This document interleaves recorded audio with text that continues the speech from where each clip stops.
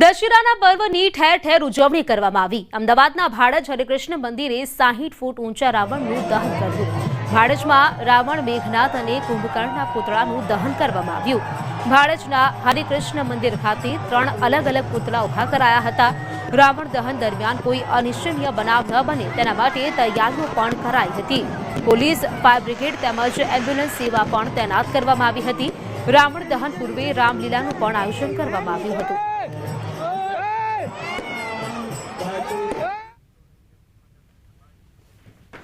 हरे कृष्णा। तो दशेरा उत्सव जे भगवान रामचंद्रजी नो विजयोत्सव है एक बहुत मोटो उजवणी है संपूर्ण भारत में और गुजरात में खास कर अमदावाद में अँ हरे कृष्ण मंदिर भाड़ज में बहुत मोटे पाये आयोजन करवामां आव्युं छे, ज्यां 60 फूट थी मोटू रावण, कुंभकर्ण और मेघनाथ नो पुतळो उभो करवामां आव्यो छे। एनुं दहन करवामां आव्युं छे और संपूर्ण दिवस में भगवान माटे विभिन्न प्रकारना कार्यक्रमों आयोजन करवामां आवे छे।